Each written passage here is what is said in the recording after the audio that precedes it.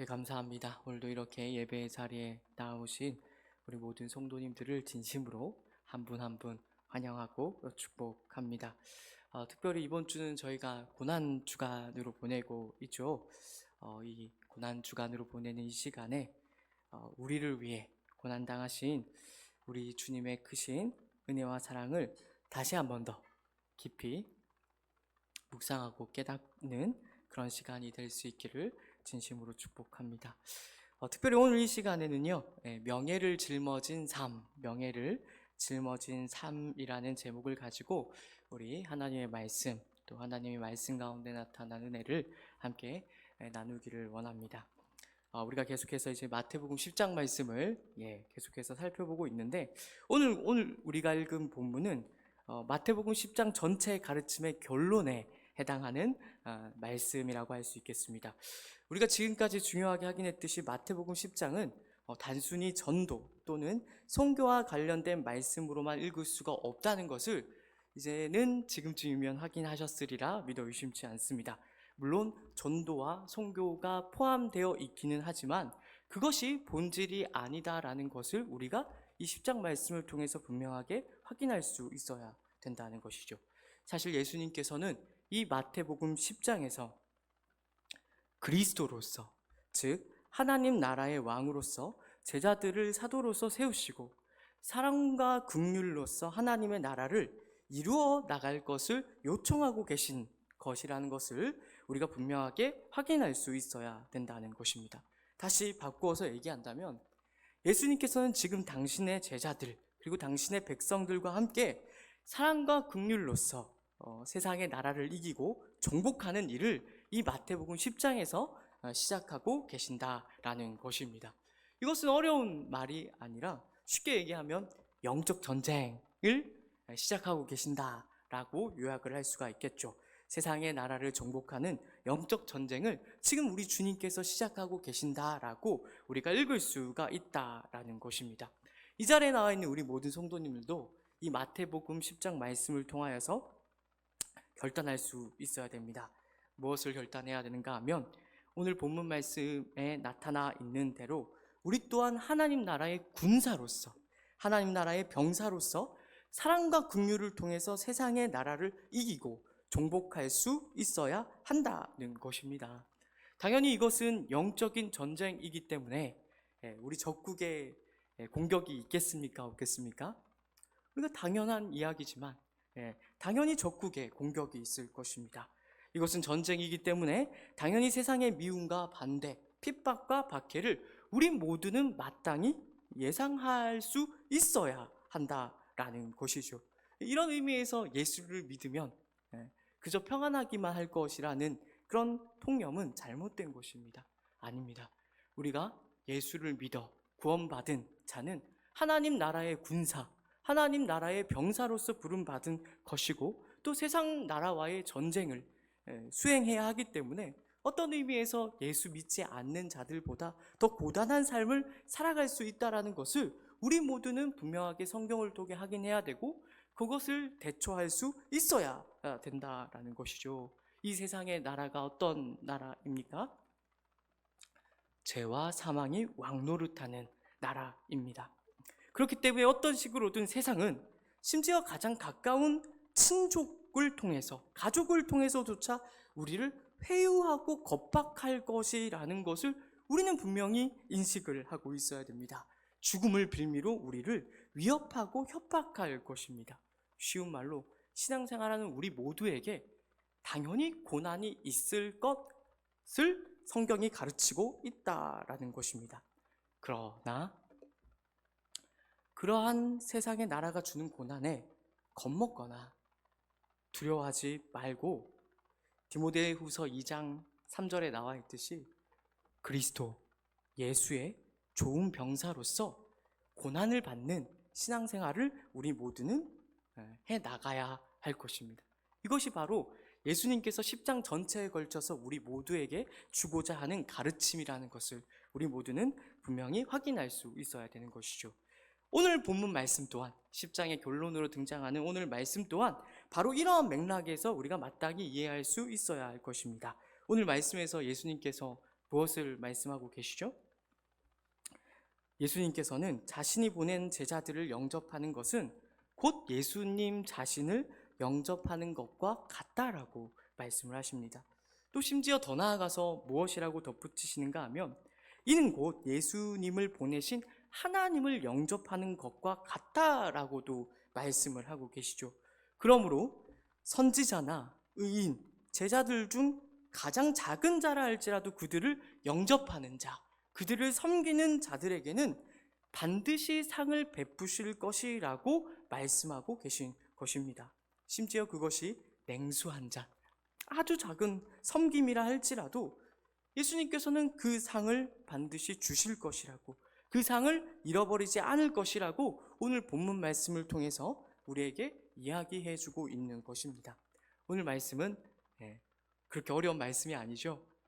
오늘 이 말씀을 들을 때, 이 본문의 말씀을 들을 때 우리 성도님들은 어떤 생각이 가장 먼저 얼른 떠오르십니까? 아마도 이 말씀을 들었을 때 우리 성도님들 중에 몇몇 분은 하나님의 나라를 위하여, 또 예수님을 위하여 세상의 것을 기꺼이 포기한 주변의 어떤 목회자들이 떠오를 것입니다. 아마도 더 많이는 오지에서 이름도 없이 또 빛도 없이 사역하시는 선교사님들을 떠올리실 분들이 계실지 모르겠습니다. 우리는 이러한 선교사님들, 이러한 목회자들의 수고와 헌신을 결코 잊어서는 안 될 것입니다. 혹시 이 자리에 앉아 계신 우리 성도님들 중에 우리가 가지고 있는 한글 성경이 어떻게 가장 먼저 전해지게 되었는지 알고 계시는 분이 계십니까?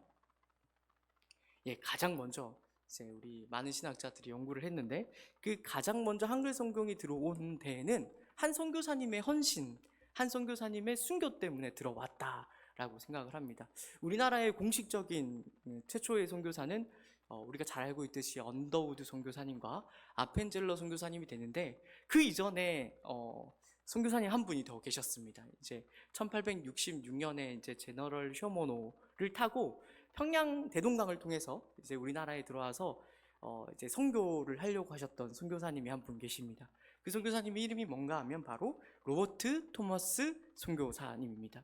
그러니까 이 선교사님이 이제 제너럴 쇼모노를 타서 이제 평양에 복음을 전달하려고 했는데 이제 그때 이제 제너럴 쇼모노가 지금도 우리가 이 정시 때문에 골머리가 아프지만 그 당시에도 이제 제너럴 쇼모노가 우리 국내에 대동강 깊숙이 개입을 하니까 조금 이제 오해가 있었던 것 같아요. 그래서 이제 제너럴 쇼모너가 이제 우리 국내에 불이익이 된다고 판단을 해서 그 제너럴 쇼모너가 이제 말하자면 공격을 당하게 됩니다. 우리나라 이제 국민들에 의해서. 그래서 그 공격을 받고 그 자리에서 이제 누가 순교를 하게 되는가 하면 이 로버트 토머스 선교사님이 같이 순교를 당하게 돼요. 근데 이 선교사님이 뭘 들고 있었냐면 원래는 중국에서 이제 선교를 하셨던 분인데 그래서 중국에서 한글 성경을 이제 국내로 들어오려고 했던 선교사님이셨어요. 그러면서 이 선교사님이 그때 이제 불의하게 누명을 쓰고 오해를 당하고 죽어가면서 무엇이라고 외쳤는가 하면 Take this, 그러니까 이 책을 받으십시오, 이 책을 받으십시오 하면서 죽었다라는 거예요. 그것을 이제 우리 한글 성경이 우리나라에 들어오게 된 가장 최초로 들어오게 된 배경으로 우리가 이해를 합니다. 근데 여기서 더 놀라운 사실은 이 선교사님의 나이가 어느 정도 되었는지 아십니까? 만 27살입니다. 그러니까 만 27살에 지금 우리가 생각했을 때는 아무것도 모르는 나이이지 않습니까? 근데 그때 그 선교사님의 어떻게 보면 세상적인 관점에서 보면 참으로 그 허망한 죽음이 우리나라에 이 기독교를 꽃피우게 했다라는 것을 우리는 놓쳐서는 안 될 것입니다. 또 다른 우리가 선교사를 한 분 더 들을 수가 있겠죠. 짐 엘리엇이라는 선교사님을 다들 잘 알고 있으실 것입니다. 그분의 아내가 되시는 엘리자베스 엘리엇이라는 분이 전능자의 그늘이라는 책을 썼어요. 근데 이제 이 짐 엘리엇 선교사님도 순교를 했거든요. 이제 어떤 사역을 했었는가 하면 이분이 이제 결혼을 하고 에콰도르의 미전도 종족을 선교하려고 하셨습니다. 와우란 이족을 이제 선교를 하려고 했는데 이제 이때 당시만 하더라도 와우란 이족이 이제 외부 사람들에게 알려져 있지 않았기 때문에 굉장히 경계가 심했습니다. 근데 이제 이 짐 엘리엇이라는 선교사님이 어떻게든 복음을 전하려는 열망에서 이분들과 어떻게든 접촉을 해 보려고 했던 거죠.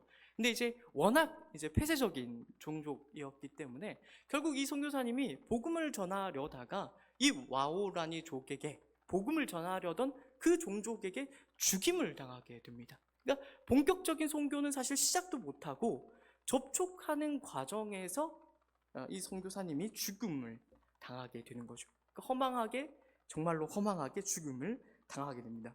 이 선교사님은 나이가 혹시 또 몇 살이나 되었는지 아십니까?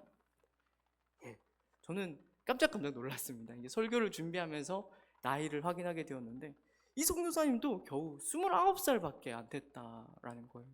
그러니까 정말 너무 젊은 나이지 않습니까? 꽃이 채 피기도 전에 졌다라는 말을 우리는 여기에 쓸 수가 있을 것입니다. 그러니까 우리가 오늘 말씀을 읽을 때 그런 선교사님들이 떠오르는 거죠. 아마도 이 자리에 앉아 계시는 많은 성도님들은 그런 비슷한 삶을, 사역을, 선교를 하고 계시는 분들이 떠오를 것입니다. 그래서 우리가 이 말씀을 어떻게 적용할 수가 있죠? 얼른 냉수 한 잔이라도 떠다 드려야겠다. 냉수 한 잔이 무엇입니까? 더한 것도 우리가 마땅히 드릴 수가 있겠죠. 그러니까 오늘 말씀을 통해서 우리가 그렇게 쉽게 적용을 할 수가 있다라는 거죠. 맞습니다. 우리는 마땅히 하나님 나라를 위하여 또 예수 그리스도를 위하여 자기의 유익과 만족을 버리고 세상의 것을 기꺼이 포기한 그들에게 대하여 마땅한 섬김을 베풀어야 할 것입니다. 그들이 어떤 자들입니까? 마태복음 19장 29절에 기록된 대로 예수님을 위해, 주님을 위해 집이나 형제나 자매나 부모나 자식이나 전토를 벌인 자들이지 않습니까? 우리가 쉽게 짐작할 수 있지만 이러한 삶이 결코 낭만적이지 않다라는 것을 우리는 기억을 해야 합니다. 그것은 세상적인 관점에서 본다면 매우 비천하며 하찮고 보잘것 없으며 또 손가락질 받고 인정받지 못하는 삶이기도 하다라는 것을 다른 사람은 몰라도 이 자리에 앉아있는 우리 모두는 마땅히 생각하고 헤아릴 수 있어야 된다는 것입니다. 그들은 말하자면, 오늘 본문식으로 표현을 하자면 세상을 사랑과 긍휼로 종북하는 전쟁에 가장 최전방에 있는 자들이라고 우리가 말을 할 수가 있을 것입니다. 우리가 군대를 갈 때 최전방을 흔히 가장 힘들다라고 생각을 하지 않습니까? 누가 이제 최전방으로 군대를 간다 그러면 쉽게 걱정을 하는데 당연한 이야기입니다. 최전방은 전투가 가장 치열할 것입니다. 세상 나라의 공격이 매우 극심할 것이라는 것을 우리는 쉽게 짐작을 할 수 있는 것이죠. 그렇다면 우리가 그러한 사실들 앞에서 어떻게 해야 하겠습니까? 같은 하나님 나라의 백성으로서 그들을 마땅히 존중히 여기고 귀히 여기고 그들의 형편과 처지를 헤아리고 마땅히 섬길 수 있어야만 하는 것입니다.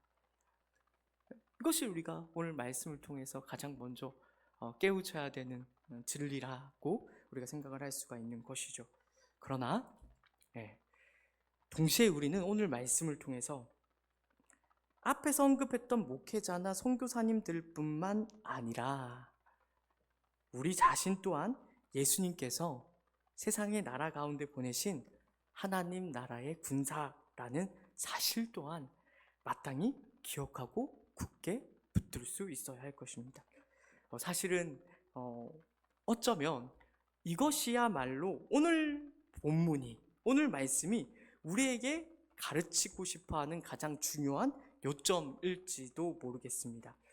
그럼 한번 좀 생각을 해봤으면 좋겠는데, 오늘 말씀만 놓고 본다면, 그러니까 오늘 말씀만 10장에서 뚝 떼어놓고 본다면 마치 예수님께서 보내신 제자들을 영접하는 자들에게 반드시 상을 주겠다라는 약속으로만 읽히기가 쉬울 것입니다. 그러니까 내가 이제 제자들을 보내니까 너희들이 만약에 이 제자들을 섬기면 내가 반드시 상을 주겠다, 그걸 모른 척하지 않겠다라는 그런 약속으로 우리가 읽을 수가 있다는 것이죠. 그러나 우리가 이 10장 40절 41절을 찬찬히 하나씩 뜯어 읽어보면 조금 이상합니다. 특히 10장 전체를 놓고 봤을 때 이 말씀이 이상하다라는 것을 우리가 확인을 할 수가 있습니다. 만약에 그런 의미라면, 오늘 말씀이 그런 의미로 우리에게 주어진 것이라면 이 말씀을 누구에게 해야 마땅합니까? 이 말씀을 누구에게 해야 되는가 하면 제자들이 아니라 앞으로 제자들을 영접할 사람들에게 약속을 해야 마땅할 것입니다. 그러나 오늘 말씀을 보면 예수님께서는 지금 제자들을 영접할 사람들에게 이 말씀을 하고 계신 것이 아니라 제자들에게 하고 있다라는 것을 우리가 본문 말씀을 통해서 확인을 하게 되는 것이죠. 우리 40절 말씀을 다시 한번 더 큰 목소리로 한번 읽어보도록 하겠습니다. 같이 읽습니다. 너희를 영접하는 자는 나를 영접하는 것이요 나를 영접하는 자는 나를 보내신 이를 영접하는 것이니라. 여기서 너희들은 누구를 가리킨다고 보는 것이 마땅하겠습니까? 다른 사람들이 아니라 예수님의 제자들입니다. 지금 보냄을 받고 파송을 받는 제자들에게 예수님께서 무엇이라고 이야기를 하는가 하면 너희를 영접하는 자는 바로 나를 영접하는 것이고 나를 영접하는 자는 나를 보내신 이를 영접하는 것이니라고 이렇게 콕 집어서 이야기를 하고 있는 것입니다. 그렇다면 도대체 예수님께서 이렇게 하시는 말씀의 뜻, 이렇게 말씀하심으로 우리에게 궁극적으로 말씀하고자 하는 내용이 무엇일까요?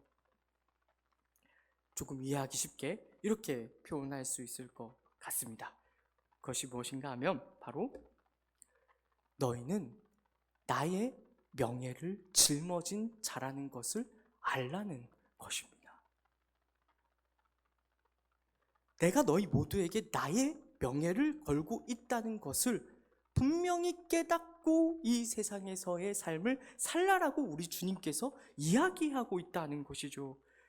그러니까 세상 앞에서, 세상의 그 치열한 공격 앞에서 기죽지 말고 나의 명예를 짊어진 자로서 자부심을 가지고 이 세상을 살라라고 우리 주님께서 이야기하시고 또 이 자리에 앉아있는 우리 모두에게 그 말씀을 정말로 하고 싶어 한다라는 것입니다. 오늘 말씀을 다시 한 번 더 확인할 수 있기를 바랍니다.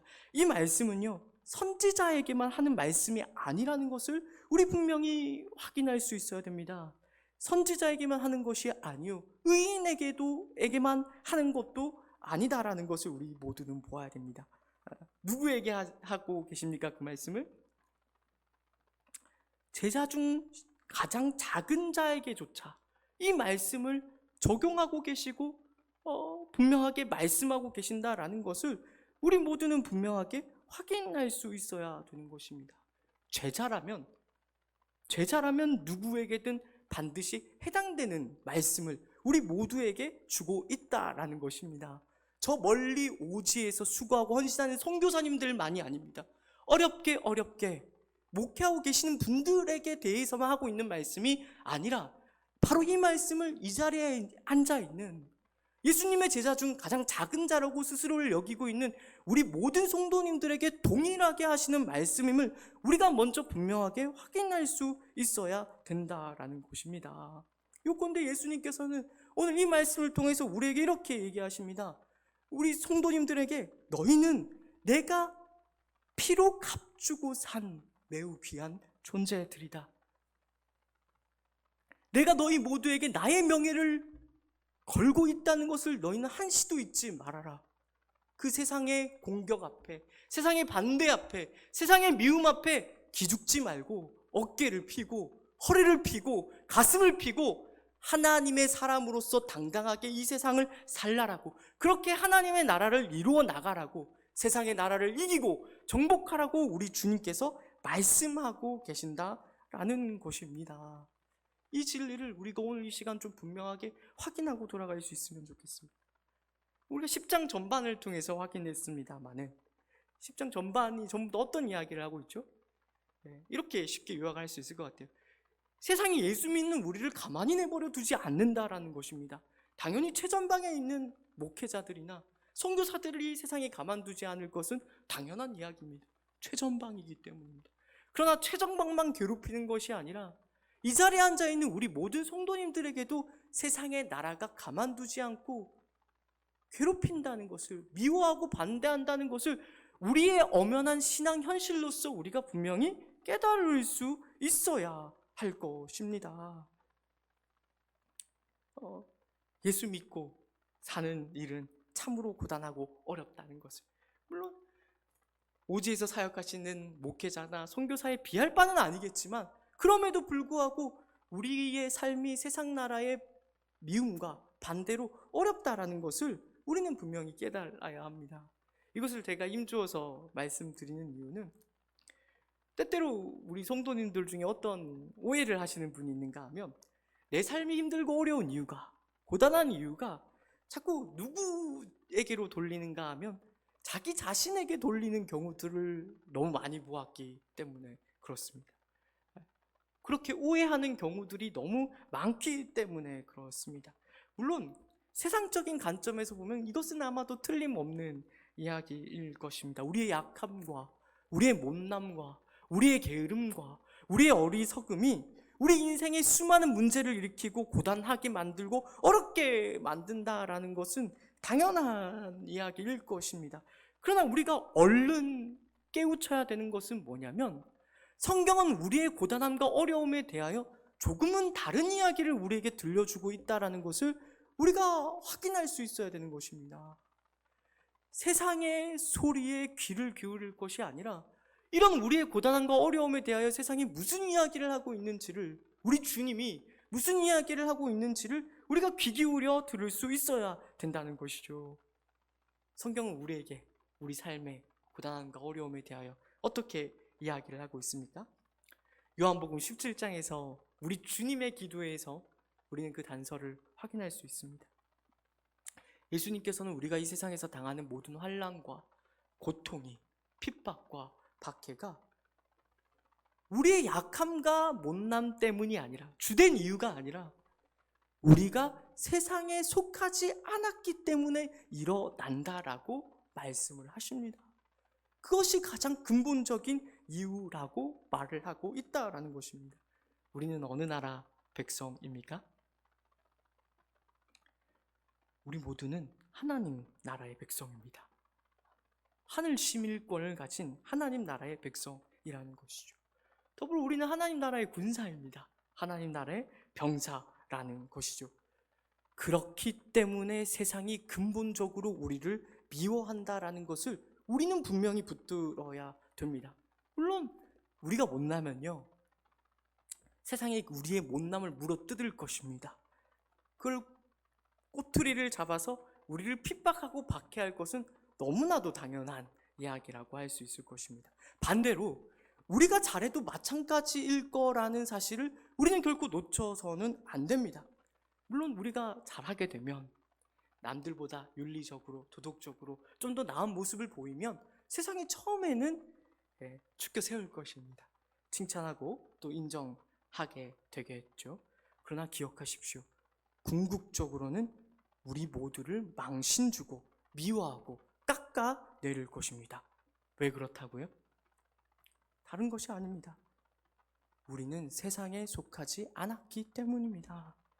세상에게 이 자리에 앉아 계시는 우리 모든 성도님들은 적국에 속한 스파이와 같은 자들이기 때문에 그렇습니다. 그러니까 이제는 생각을 바꾸셔야 마땅합니다. 어떻게 해요?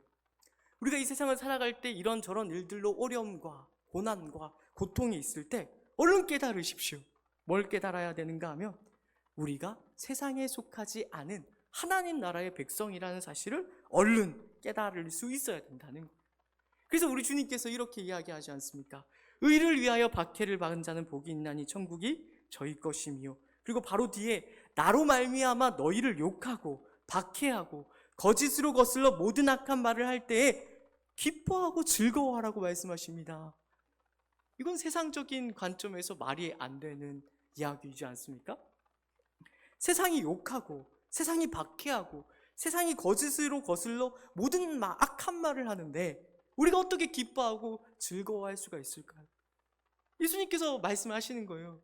그것이 우리가 하나님 나라의 백성이 된 표라는 사실을 우리에게 분명히 가르치고 있는 것입니다. 그리고 더 나아가서 얼른 또 깨우쳐셔야 합니다. 오늘 말씀을 기억하셔야 합니다. 예수님께서 당신의 명예를 우리 개개인에게 걸고 계신다라는 사실을 말합니다. 우리 모두는 예수님의 명예를, 예수 그리스도 안에 나타난 하나님 아버지의 명예를 짊어진 자들이라는, 하나님 아버지의 자부심이라는 사실을 우리는 분명히 할 수 있어야 될 것입니다. 그런 자부심과 그런 명예를 가지고 우리는 매 순간 삶을 살아낼 수 있어야 된다라는 것이죠. 그런 명예와 자부심을 가지고 이제 무엇을 해야 하겠습니까?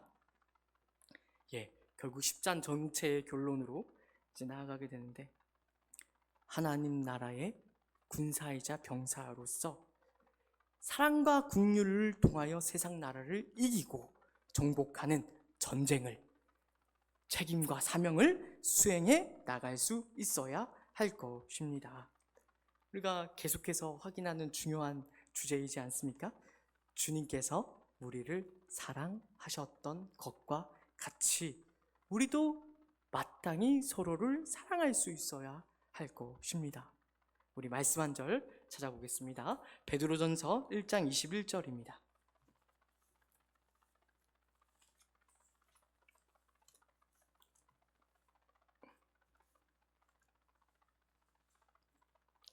베드로전서 1장 21절, 22절 말씀이 되겠습니다. 21절, 22절 말씀을 우리 같이 한 목소리로 읽겠습니다. 같이 읽습니다. 너희는 그를 죽은 자 가운데서 살리시고 영광을 주신 하나님을 그리스도로 말미암아 믿는 자니라. 너희 믿음과 소망이 하나님께 있게 하셨느니라.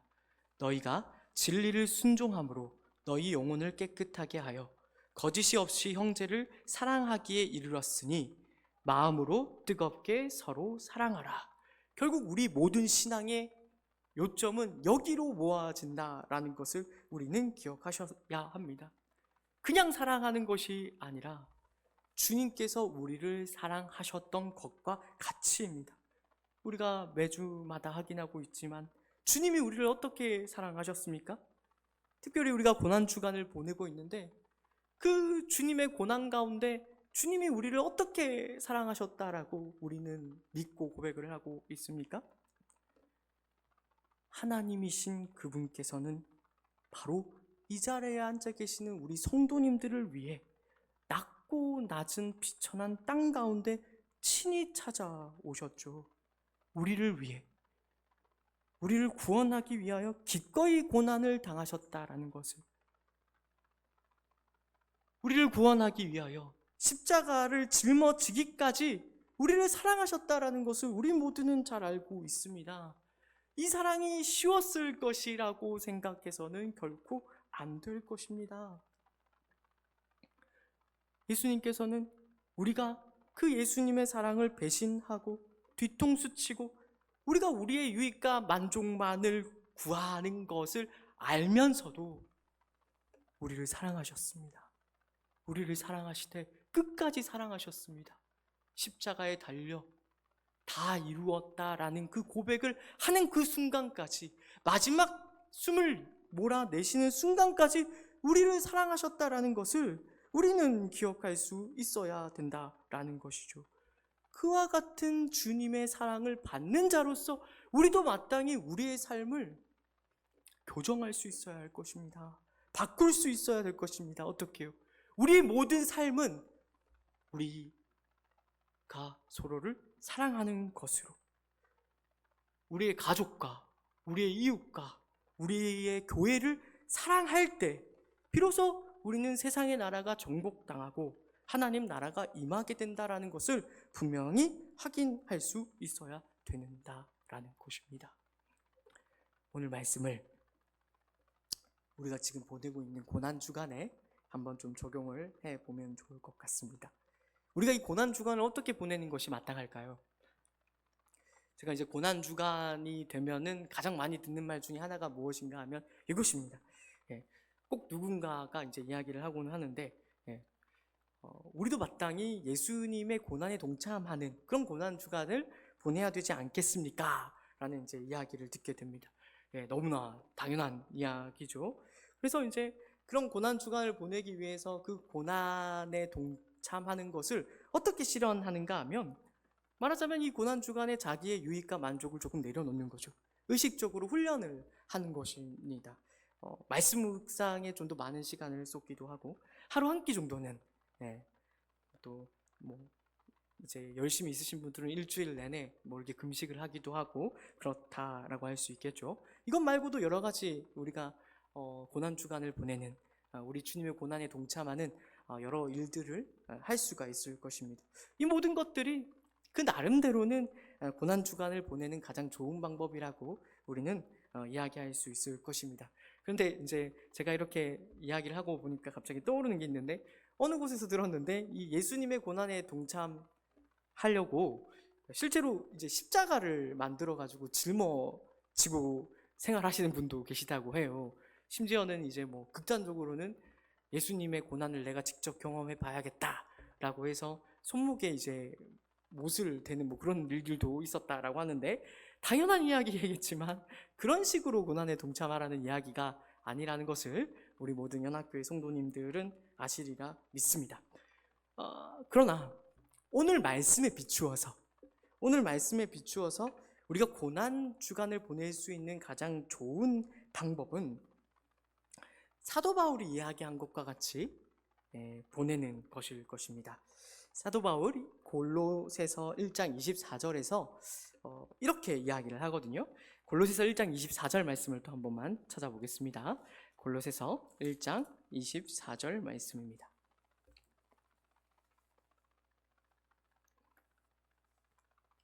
골로새서 1장 24절 말씀, 우리 같이 한 목소리로 읽어보도록 하겠습니다. 같이 읽습니다. 나는 이제 너희를 위하여 받는 괴로움을 기뻐하고 그리스도의 남은 고난을 그의 몸된 교회를 위하여 내 육체에 채우노라. 우리가 이 24절 말씀을 좀 바르게 이해하기 위해서, 이 말씀이 풀리면 고난 주간을 잘 보내는 방법이 무엇인지가 나타나게 될 텐데, 이 말씀을 잘 이해하기 위해서는 먼저 그리스도의 고난이 정확하게 무엇을 의미하는지를 좀 우리가 살필 필요가 있습니다. 그리스도께서 당하신 고난이 도대체 무엇일까요? 그것은 우리가 마태복음 10장을 통해서도 확인했습니다만, 그것은 목자 잃은 양과 같은 우리를 불쌍히 여기시는 것이라고, 우리의 모든 약한 것과 병든 것을 대신 짊어지시는 긍휼히 여기심, 불쌍히 여기심, 사랑이라고 우리가 정리를 할 수 있을 것입니다. 예수님이 당한 고난은 예수님의 자기 완성 때문에 주어져 있는 것이 아니죠. 철저하게 우리를 구원하기 위하여 당하신 고난이라는 것을 안다면 예수님의 고난은 곧 예수님의 사랑이라는 것을 우리가 이제 확인을 할 수가 있게 되는 것이죠. 그런데 사도 바울이 여기에서 그 고난을 어떻게 표현을 하고 있는가 하면 이렇게 흥미롭게 표현을 합니다. 그리스도의 남은 고난을 내 육체에 채우노라라는 표현을 한다라는 것입니다. 그러니까 그냥 그리스도의 고난이 아니라 그리스도의 남은 고난을 오늘 말씀에서 9절에서 이야기를 하고 있다는 것이죠. 이 뜻밖의 이 남은 고난이라는 표현 때문에 신학적으로 좀 많은 오해가 일어났습니다. 그럼 예수님의 속죄 사역이 불충분했다는 말이 아니냐? 어떤 신학자들은 오해를 하곤 하는데, 당연히 우리는 그렇게 생각하지 않죠. 우리는 이 구절을 어떻게 해석하는가 하면, 예수님의 고난이, 예수님의 사랑이 분명한 목적을 가지고 있었다라는 것입니다. 그러니까 그 목적을 이루는 데에 우리의 역할이 있었다, 사도 바울의 역할이 있었다라는 그 이야기를 한다라는 것입니다. 그러니까 여기서 이제 남은이라는 뜻은 완성된다라는, 완성되어야 한다라는 것을 함의하고 있는 표현입니다. 그것이 무엇일까요? 고난의 목적, 사랑의 목적은 무엇일까요? 골로새 1장 24절은 이렇게 이야기하는 것입니다. 너희를 위하여 받는 괴로움이라는 것입니다.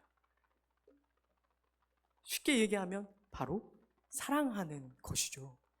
같은 이야기를 요한일서 4장 12절이 이렇게 이야기하는 것을 한번 생각을 해볼 수 있으면 좋겠습니다. 어느 때나 하나님을 본 사람이 없으되 만일 우리가 서로 사랑하면 하나님이 우리 안에 거하시고 그의 사랑이 우리 안에 온전히 이루어지느니라. 바로 지금 사도 바울이 이 예수 그리스도의 사랑을 온전히 이루는 일을 말하고 있는 것입니다. 그 사랑에는 목적이 있습니다. 그 사랑에는 뜻한 바가 있습니다. 그것이 이루어질 때 온전히 이루어지게 되는데, 그것이 무엇인가 하면 바로 우리가 서로를 사랑한다라는 것이죠. 이 중요한 본질을 우리가 놓치지 않기를 진심으로 축복합니다. 우리의 가족과 이웃과 교회를 사랑하십시오. 근데 그냥 사랑하는 것이 아니라 예수님이 그러셨던 것 같이, 예수님이 이렇게 말씀하지 않습니까? 누구든지 나를 따라오려거든 자기를 부인하고 자기 십자가를 지고 나를 따를 것이니라. 이건 신앙생활의 치열함을 말하는 것이 아닙니다. 우리가 어떤 신앙상의 완성에 나 자신이 이르러야 한다는 그런 말씀이 아니라, 사랑을 함에 있어서 자기를 부인하고 사랑을 함에 있어서 자기 십자가를 지면서 따라갈 수 있어야 된다라는 것을 말씀하고 있는 것입니다. 이렇게 우리가 말씀의 결론을 내릴 수 있지만, 이 사랑이라고 이야기하면 너무 뜬금없이 생각을 하시고 또 막연하게 생각하시는 분들이 있어서 이제 좀 부연 설명을 좀 드리고 오늘 말씀을 좀 마무리 짓고자 합니다. 사랑해야 된다라는 말만큼 막연한 것은 없을 것입니다. 우리는 구체적으로 우리의 가족과 이웃과 교회를 어떻게 사랑할 수 있을까요? 이런 사랑에 대한 오해는 아마 부분적으로는 우리가 세상이 말하는 사랑 개념에 아마 물들어 있기 때문일 것입니다. 세상에서 사랑은 어떤 것입니까? 생각만 해도 좋죠. 사랑은 좀 말랑말랑하고 감정적이고 우리가 낭만적인 것으로 우리가 쉽게 오해를 하고는 합니다. 그러나 우리가 좀만 더 깊이 생각을 해본다면, 세상이 말하는 사랑은 그저 자고 일어나면 아무것도 아닌 한바탕 꿈과 같은 것이기도 합니다. 이제 우리가 봄을 맞았으니까 이렇게도 우리가 표현을 할 수 있을 것 같은데, 세상이 말하는 사람은 마치 봄과 같다라고도 표현을 할 수가 있을 것 같아요. 어떤 의미에서 그럴까요? 어떤 작가가 이런 표현을 썼다고 하죠. 우리는 언제나 봄을 과찬한다 라는 그런 표현을 썼다고 하는데, 사실 우리 곰곰이 생각해 보면 그래요. 저는 사계절 중에 봄과 가을을 제일 좋아하는데, 이게 봄을 좋아하는 게 이제 추운 겨울이 지나고 이제 뭐 따뜻한 날도 있고 꽃도 피고 새도 울고, 그러니까 이제 좋은 것 아닙니까? 근데 우리가 곰곰이 생각을 해보면 아는데, 사실 봄에는 과학적으로 보았을 때 사실 좋은 날이 얼마 없습니다. 우리가 지금 경험하고 있는 냉정한 현실이죠. 막 비가 왔다가 눈이 왔다가 온도가 낮아졌다가 높아졌다가 대기가 불안정해가지고 왔다 갔다 바람도 많이 불고 그러는데, 그러니까 세상이 말하는 사랑이라는 것도 결국 이러한 봄과 같다라는 거죠. 우리가 생각하는 막연한 봄이 있습니다. 저는 그 봄날이 천국에서 계속되었으면 좋겠다라고 생각하는데, 근데 현실에서는 우리가 이상적으로 생각하는 봄이 사실상 존재하지 않는 것이죠. 봄은 불안정합니다. 그리고 자고 일어나면 없어지고 맙니다. 그러니까 그렇게 휘발성이 강한 것이라고 우리가 말을 할 수가 있는 것입니다. 세상이 말하는 사랑은 말입니다. 그러나 성경은 사랑을 전혀 다르게 이야기하고 있다는 것을 보아야 됩니다. 제가 성경을 보면서 사랑에 대한 정의를 내리는 것을 보고 굉장히 기겁을 한 적이 있는데, 성경은 사랑을 어떻게 정의하는 줄 아십니까? 제가 이런 표현을 붙여봤어요. 성경은요, 사랑을 굉장히 무시무시하게 정의를 내립니다. 아가서에 보면은 사랑을 어떻게 표현했는가 하면 이렇게 표현을 합니다. 사랑은 죽음같이 강하다, 이런 표현을 합니다. 그리고 고린도전서 13장이 사랑장이지 않습니까? 그 사랑장에 가면 사랑을 무엇이라고 이제 정의를 내리고 있는가 하면 이렇게 시작합니다. 아마 알고 계신 분들도 계시리라 믿는데, 사랑은 오래 참고로 됩니다. 이때 이 오래 참음을 잘 생각하셔야 됩니다. 그러니까 내가 그저 오래 참는 그런 데 방점이 있는 것이 아니라 상대방을 위하여 오랜 고통을 견딘다는 그런 의미가 담겨 있는 표현입니다. 상대방을 위하여 오래 견디고 상대방을 위하여 오래 기다린다라는 그런 뜻이 헬라어 원어에는 담겨 있다라는 것이죠. 바로 이것이 그리스도의 남은 고난을 채우는 것입니다. 그리스도의 사랑을 온전히 이루는 것이죠. 이것이 골로새서 1장에서 사도 바울이 말한 그 사랑의 완성의 중요한 내용이라는 것을 기억하십시오. 그리고 이러한 사랑을 통해서만 우리는 세상을 정복할 수 있게 됩니다. 세상은 오늘날 이러한 고난을 견디는 것에 대하여, 고난을 견디는 사랑에 대하여 낮게 평가를 하죠. 기꺼이 그렇게 하려 하지 않습니다. 세상은 언제까지나 자기의 유익과 만족, 그리고 자기의 배를 불리기 위해 상대방을 소모품 정도로만 생각하죠. 자기 마음에 들면 취하고 자기 마음에 들지 않으면 뱉습니다. 그저 이용하고 착취하려는 것이 세상 나라의 질서이고 세상 나라의 정신이라는 것을 우리 모두가 다들 잘 알고 있죠. 상대방을 위하여 조금도 손해보려고 하지 않습니다.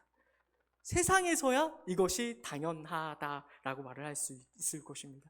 그것이 상식이고 그것이 요령이고 그것을 지혜로 칭송받기도 합니다. 반대로 그렇게 하지 않는 것은 어떤 것입니까? 세상에서 모자란 것입니다. 손가락질 받을 수도 있는 일입니다. 그리고 비련한 것이죠. 이런 현실 때문에 세상 가운데서 예수 믿는 자들은 늘 작은 자들로, 사소하고 하찮고 보잘것없는 자들로 나타날 수밖에 없다라는 것을 우리 모두는 기억해야 할 것입니다. 늘 누군가의 도움이 필요한 하찮고 보잘것없는 자들로 이 세상을 살 수밖에 없다라는 것이죠. 이것이 바로 디모데후서 3장 12절에서 사도 바울이 한 이야기죠. 무릇 그리스도 예수 안에서 경건하게 살고자 하는 자는 박해를 받으리나. 제가 이 고난주간에 너무 무거운 말씀을 우리 성도님들께 드리는 게 아닌가 싶습니다. 만약 그런 것이 신앙생활의 현실이라면 어느 누가 예수를 믿을 수 있을까요? 그렇게 낙심하고 열명하실 분들이 계셔서 성경은 우리에게 이런 말씀을 주고 있습니다. 우리 오늘 말씀의 결론으로 삼을 수 있기를 바라는데요. 베드로전서 5장 7절에서 11절 말씀입니다. 베드로전서 5장 7절에서 11절까지의 말씀입니다.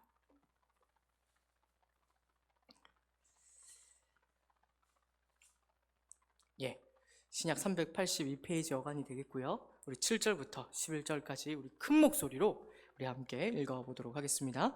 너희 염려를 다 주께 맡기라. 이는 그가 너희를 돌보심이라. 근신하라 깨어라. 너희 대적 마귀가 우는 사자같이 두루다니며 삼킬 자를 찾나니 너희는 믿음을 굳건하게 하여 그를 대적하라. 이는 세상에 있는 너희 형제들도 동일한 고난을 당하는 줄을 알미라.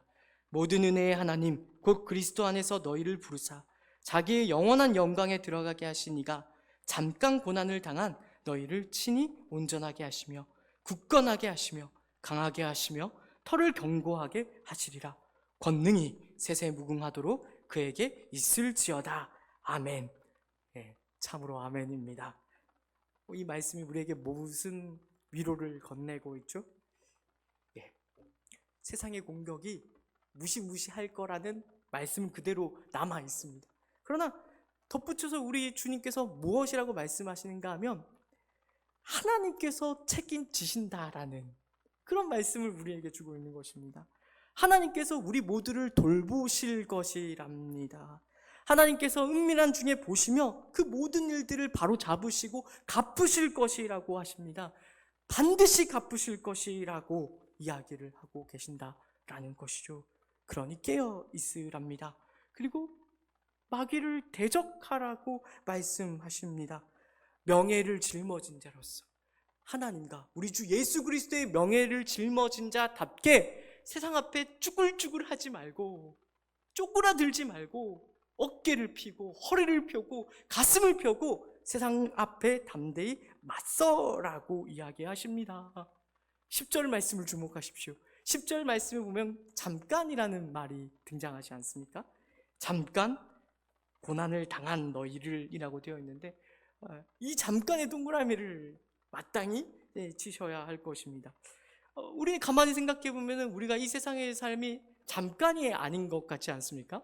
근데 베드로는 이 말씀을 기록하면서 뭐라고 이야기를 했는가 하면 우리의 고난 당하는 삶이 잠깐이래요. 잠깐이라고 이야기를 합니다. 우리가 봤을 때는 짧지 않은데 잠깐이라고 이야기를 하는 걸까요? 우리가 받게 된 영생과 비교하면 언제나 이 세상에서의 삶은 잠깐에 불과할 따름이기 때문입니다. 찰나에 불과할 따름이기 때문인 것이죠. 그러므로 이 사실을 기억하여 우리가 우리의 마음을 다잡을 수 있기를 바랍니다. 곧 사라지고 없어질 이 세상에 주목하는 일을 내려놓으십시오. 영원한 것을 바라보십시오. 그리고 그 영원 가운데 그 영생을 선물하신 우리 주 예수 그리스도의 사랑을 우리가 끊임없이 바라보고 믿고 의지하고 신뢰하고 그 안에 거할 수 있기를 바랍니다. 그리고 그 사랑으로 우리 바로 옆에 있는 가족과 이웃과 교회를 사랑하기로 결단하는 우리 모든 성도님들이 되시기를 바랍니다. 여기에 우리 모두가 전심전력해야 할 것입니다. 이제 마지막으로 이 말씀을 드리고 오늘 말씀을 마무리하고자 합니다. 아까 제가 그 에콰도르에서 복음을 전하다가 겨우 29살에 정말로 꽃과 같은 나이, 근데 봄꽃같이 져버린 그 짐 엘리엇이 아주 멋있는 말 한 가지를 남겼다고 합니다. 아마 이 자리에 계신 성도님들 중에 아실 분들이 계시리라 믿는데 이런 멋있는 말을 했대요. 저는 종종 혼자 되뇌이고는 하는데 짐 엘리엇이 일기 가운데 아마 그런 글을 썼다고 하는데, 영원한 것을 얻기 위하여 영원하지 않은 것을 버리는 자는 결코 어리석은 자가 아니다. 다시 한번 읽어드릴까요? 영원한 것을 얻기 위하여 영원하지 않은 것을 버리는 자는 결코 어리석은 자가 아니다. 우리 성도님들은 어리석은 자이십니까? 어리석은 자가 아니십니까? 비록 바라거는 하나님과 우리 주 예수 그리스도의 명예를 짊어진 자들로서 세상에 미련을 두지 말고 영원한 것을 위하여 영원하지 않은 것을 마땅히 내버릴 수 있는, 그리하여 영원한 것을 누릴 수 있는 우리 모든 믿음의 성도님들 되시기를 진심으로 축복합니다. 기도하겠습니다. 사랑과 은혜가 많으신 하나님 아버지, 은혜를 감사합니다. 오늘 말씀을 통하여 우리가 다시 한 번 더 우리 주 예수 그리스도의 놀라운 사랑에 대하여, 우리 주님께서 우리를 어떻게 사랑하셨는지에 대하여 다시 한 번 더 확인합니다. 그렇습니다. 주님께서는 우리를 사랑하시되 정말로 약하고 모자라고 어리석고 흠 많은 우리에게 당신의 명예를 걸 만큼 사랑하신다라는 놀라운 진리를 우리가 확인합니다. 그렇습니다. 우리가 이 놀라운 진리를 이제는 분명히 깨달을 수 있게 하여 주옵소서. 우리가 작은 예수로서 이 세상을 살아간다라는 것을 기억할 수 있게 하여 주옵소서. 세상을 살아가며 이런저런 많은 힘든 일들로, 어려운 일들로 우리가 마음 아파하고 슬퍼할 때가 많이 있지만, 그때에도 우리가 세상에 속한 것이 아니라 하나님 나라에 속해 있기 때문에 그런 일을 당한다라는 것을 깨우칠 수 있게 하시고, 거기에서 하나님의 명예를 짊어진 그런 자부심을 가지고 가슴을 펴고 신앙생활할 수 있게 하여 주옵소서. 그리하여 더 나아가 사랑으로서 세상을 정복할 수 있는 자들이 되게 하여 주옵소서. 우리 주 예수 그리스도께 받은 사랑을 우리가 서로 사랑함으로 증언할 수 있는 그런 놀라운 자들이 될 수 있게 하여 주옵소서. 그리하여 우리 주님께 냉수 한 잔 드릴 수 있는, 우리 주님의 마음을 시원하게 해드릴 수 있는 그런 모든 믿음의 군사들, 병사들 되게 하여 주옵소서. 우리 주 예수 그리스도의 이름으로 기도드립니다. 지금은 우리 주 예수 그리스도의 은혜와 하나님 아버지의 놀라우신 사랑하심과 성령 하나님의 위로 인도 교통 충만하심의 역사가 이제로부터 예수 그리스도의 놀라운 사랑을 받는, 그리고 명예를 짊어진 자들로 이 세상을 살며 영적 전쟁에 참여하기로 결단하는 모든 주의 군사들 위에 이제로부터 영원까지 함께 있을지어다. 아멘.